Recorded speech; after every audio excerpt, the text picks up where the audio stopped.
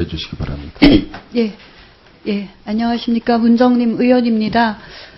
예, 차관님, 또 질병관리본부장님, 또 현안 관련해서 많은 노력 기울이시는 거 감사드리고요. 일단 본부장님께서는 또 감염병의 전문가이시자 또 호흡기 분야 전문가이시기도 하고, 그러니까 조금 전문적인 의견 부탁드립니다. 메르스 때 국민이 불안에 떨었던 거, 또 국민의 생명과 재산의 피해를 또 일부 입었던 부분, 왜 그랬는지에 준해서 지카 바이러스의 특성은 틀리지만 확인 좀 하겠습니다. 메르스 때는 컨트롤 타워가 어디냐라는 것이 많은 문제가 되었죠. 질병관리본부의 전문성이 있는데도 불구하고 책임성 또 권한과 의무의 한계가 좀 일부 있었던 것 같고요. 그런 부분에 대해서 지카 바이러스 감염증과 관련해서는 현재 컨트롤 타워가 질병관리본부다 이렇게 말씀하실 수 있나요? 네, 그렇습니다. 네. 책임 있게 하셔야 될 것 같습니다. 근데 의무는 많은데 또 권한이나 인력, 예산이 충분한가 이런 부분에 대해서는 또 차관님께서 함께 검토해 주시기를 부탁드립니다. 네, 잘하겠습니다. 두 번째고요. 메르스가 초기에 또 국민이 불안해했던 이유는 조기 진단이 지연되면서 환자가 초기에 확산된 부분이 있잖아요. 조기 진단이 왜 지연됐나 이렇게 보면 대응을 바로 못한 거는 미리 대비가 안 됐잖아요. 메르스에 대한 인식이 의료기관도 부족했고 질병관리본부도 부족했고 일반 국민도 부족했기 때문에 메르스 감염 국가를 발생했던 환자도 증상이 생겼을 때 신고를 안 했고 또 의료기관에서도 그 부분의 인지가 조금 늦어진 부분이 있고 또 그렇습니다. 그렇다 하면 지카 같은 경우는 지카 바이러스는 지금 질본도 대처를 하고 있고 국민에게도 지카 발생국에 대한 안내를 하고 있고 검역도 강화하고 있고 그런데 의료기관에 대한 안내는 지금 충분한가 여쭤보고 싶습니다. 일부 감염병이나 일부 산부인과뿐만 아니라 대한의사협회, 대한병원협회 등등을 통해서 일산 의료기관까지 전파가 됐는지 보건소 각계까지 전파가 됐는지 확인하고 싶습니다. 전파됐습니까? 예, 제가 임명받기 한 일주일 전쯤에 제가 병원장을 맡고 있는 병원으로 정식 공문이 와서 전 의료진한테 전파를 한 보건복지부 자료가 있습니다. 예, 그런지 알고 있는데요. 네. 지금 계속 업데이트 되고 있잖아요. 네. 업데이트 된 게 질병관리본부에서 밑에 내려가기까지 시간이 걸립니다. 그래서 고시라고 띄워놓고 보도자료 했으니까 알아서 보라 이러면 안 되고 끊임없는 확인이 필요하다 이렇게 말씀드립니다. 네, 계속 확인해 나가겠습니다. 예, 세 번째 말씀드릴게요. 증상과 관련해서 오늘 진단 기준 다시 고시하셨죠? 예. 네. 2주 이내 발생국가 방문하고 37.5도 이상 발열이나 발진이 있으면서 근육통, 관절통 등 증상을 말씀하셨죠. 네. 그러면 환자를 예전에 확진 환자, 의심 환자 이렇게 분류했잖아요. 네. 지금 국민을 위해서 환자를 어떻게 분류하는지 말씀해 주세요. 지금 저희가 배포한 자료에 특정한 그런 소견들이 들어 있습니다만은 눈에 충혈이라든지 발진이 있습니다만은 20%만 증상이 나타나기 때문에 증상이 없는 환자들에 대해서는 저희가 어떻게 알 방법이 없는 것이 제가 여쭤보고 싶은 거는 감염증이 있으면 환자라고 하고 어떤 경우는 의심 환자라고 하고 어떤 경우는 추정 환자라고 하잖아요.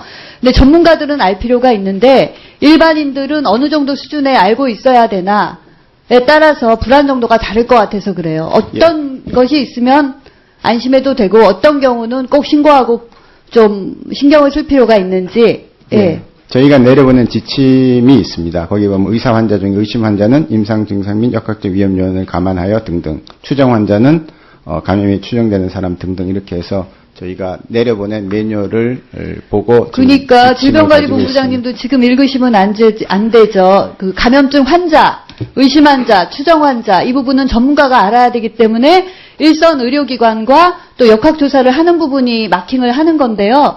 이런 식의 보도자료나 자료를 보면 일반 국민이 잘 모르기 때문에 일반 국민이 꼭 알아야 할 것과 전문가들이 꼭 알아야 할 거를 좀 구분해서 좀 잘 살펴달라 이런 말씀 드립니다. 네. 또 하나 진단검사인데요. 메르스는 확산이 많이 됐었잖아요. 확산이 됐다고 표현을 해도 될지 모르겠지만 환자 발생이 생각보다 많이 되다 보니까 진단이 될 수 있는 곳이 처음에 질병관리본부, 국립보건연구원만 하다가 나중에 시도보건환경연구원, 민간센터까지 확대가 됐잖아요. 민간연구실까지. 근데 현재는 질병관리본부에서만 하는 거잖아요. 그렇습니다. 예. 이제 그걸로 충분하다고 생각하시는지 하나 하고, 두 번째 시약 문제인데요. 예전에 허가받지 않은 신약들이 많이 있었습니다.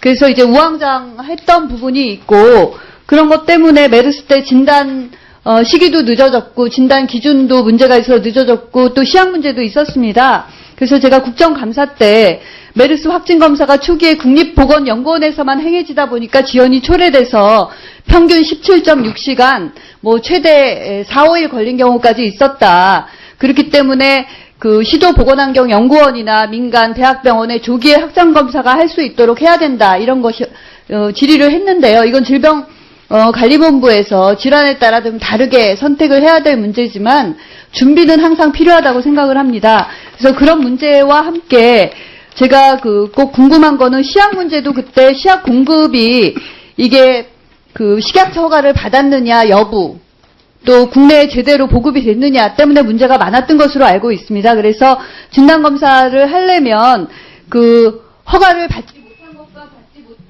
받은 것과 받지 못한 것에 대해서 어떻게 구분해서 할 건지 이런 부분을 좀 해야 될 것 같고요. 실제 감염병 관리에 관한 법률을 지난 2월 국회 때 심의를 하다가 통과가 못했거든요. 그래서 지금 협의를 통해 진행하고 있기 때문에 앞으로 이거에 대한 대책은 어떤 건지 좀 확인해 주세요. 이거 좀 기니까 제가 서면으로 받았지만 내용이 너무 부실하더라고요. 다시 확인해 주세요. 네, 그렇게 그 다음에 치료를 메르스 때는 격리했죠. 네. 그죠? 네. 지카 바이러스는 격리는 지금 필요 없다고 돼 있잖아요. 예, 그렇게. 그 이유는 전파가 그 혈액이나 체액을 통해서 되나요? 전파가 뭐를 통해서 되나요? 네, 혈액과 체액을 통해서만. 혈액과 되는 체액만을 것으로 통해서 되는 거죠? 네. 그러면 기침을 통해서는 안 되는 거죠? 예, 안 됩니다. 그럼 분변을 통해서는 어떻게 되나요? 분변을 통해서 될 수 있다고 보고 있습니다. 체액이라고 하면 분변, 정액 다 포함되나요? 네.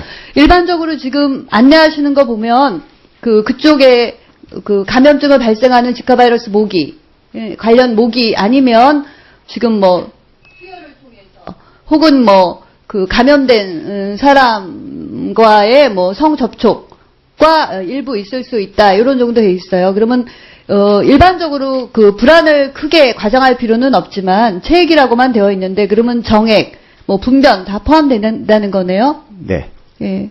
그런 부분에 대한 언급은 없어서 뭐 세계보건기구 지금 보고도 자세하지는 않지만 좀 구체적으로 국민이 감염이 될 때 기침은 상관없어? 그러면 혈액, 체액 뭐 구체적으로 어떤 거야? 알 수 있게 전문가가 아닌 일반인이 알 수 있게 해야 될 것 같고요. 그다음에 헌혈 지금 혈액량이 부족하지 않나요? 메르스 사태 이후에? 네, 부족하고. 근데 있습니다. 지금 그 메르스와 지카 바이러스를 겪으면서 그 혈액량이 또 부족해서 응급 환자에게 문제가 생길 수 있습니다. 그래서 다녀온 이후에 헌혈을 얼마 동안 금지하라고 하잖아요. 네. 근데 그 발생 국가를 브라질이나 유명한 국가는 알 수 있지만 유명하지 않은 국가는 본인이 모를 수 있잖아요. 네. 그래서 그 검역소나 출입국 관리가 헌혈할 때 그 링크될 수는 없는지 여쭤보고 싶어요. 심평원에서 어떤 약제를 복용한 경우에는 헌혈할 수 없다. 그 심평원과 링크가 돼 있어서 본인이 몰라도 확인이 되잖아요. 네. 그래서 그 여행 국가의 링크는 필요 없는지 이런 부분도 좀 검토 필요할 것 같습니다. 네, 그렇게 하겠습니다. 가능한가요? 준비 중에 있습니다. 다만 혈액을 채취하는 헌혈자한테 2009년 이후부터는 한 달 내에 해외 여행 경력이 있으면 일제 헌혈을 네, 안 하도록 되어 마지막으로 있습니다. 부탁드리겠습니다. 저는 뇌성마비나 뇌병변으로 인한 발달 장애를 봤던 전문가로서 그 소두증이 뇌 위축을 갖고 있어서 발달 지체와 지적 기능 장애로 있어서 일생 동안 환자와 가족에게 얼마나 큰 고통인지 잘 알고 있습니다. 하지만 걔네들의 인생도 장애를 가진 인생조차도 굉장히 중요하다고 생각합니다. 다 같이 있는 인생인 거죠. 하지만 예방할 수 있으면 예방해야 되기 때문에 지금 산부인과 학회와 수칙을 만들었지만 제가 보니까 굉장히 부실하다고 생각합니다. 산부인과 학회에서 만든 거 되게 감사한데요. 아기를 임신하고 1기, 2기, 3기에 따라 뭐 초음파 검사를 통해서 나타나는 경우도 다르잖아요. 네. 근데 그런 것도 언급이 없어요. 초기, 중기, 후기에 따라서 뇌병변을 언제 확인할 수 있는지 이런 것도 없어요. 그러면 환자, 태와 부모와 산부인과 분란만 생기고 정확한 정보도 알 수가 없을 것 같아요. 네, 그래서 정밀하게 반드시 접수하도록 뇌신경을 전공하는 소아신경학 내지는 소아재활하시는 부분 산부인과 선생님 함께 협의하셔야 됩니다. 예, 네, 그렇게 하도록 하겠습니다. 예, 고맙습니다. 예, 수고하셨습니다. 이어서 존경하는 신경림 의원님 질의하여 주십시오.